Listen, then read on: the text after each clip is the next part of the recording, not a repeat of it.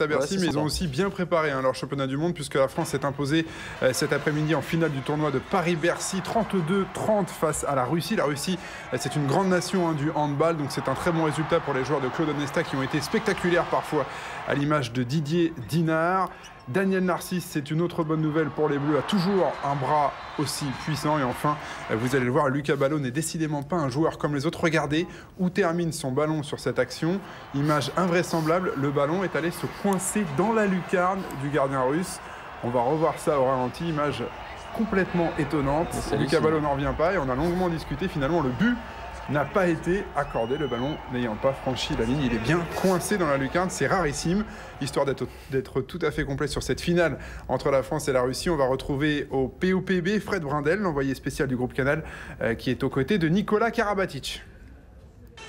Bonsoir, l'équipe de France a encore gagné, l'équipe de France a tout gagné dans ce tournoi de Bercy. C'est forcément réconfortant. Nicolas Karabatic, on a vu une nouvelle fois une équipe tonitruante. C'est comme si finalement depuis les Jeux Olympiques, tout avait continué. Ouais, surtout sur ce tournoi-là, on rejoue à Paris, à Bercy.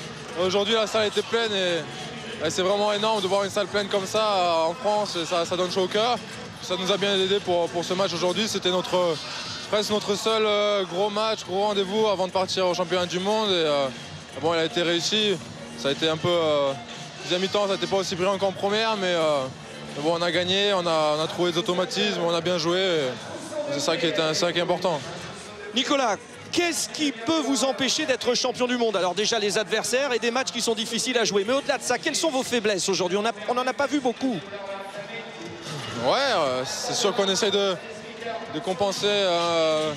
En gros, on essaie un peu de compenser la blessure de Bertrand, sa non-disponibilité, surtout en défense, en essayant de trouver des méthodes différentes et des joueurs qui sont utilisés à des postes différents.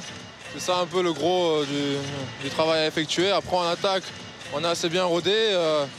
Tous ceux qui sont là, ils sont là depuis 2-3 ans et donc on sait comment ça fonctionne. Et on a bien joué aussi au niveau du jeu rapide. C'est surtout voilà, en défense qu'il faut qu'on bosse bien et qu'on garde les automatismes. C'est peut-être ça la clé de la réussite. On vous suivra et en tout cas, on a confiance parce que l'équipe de France a encore gagné.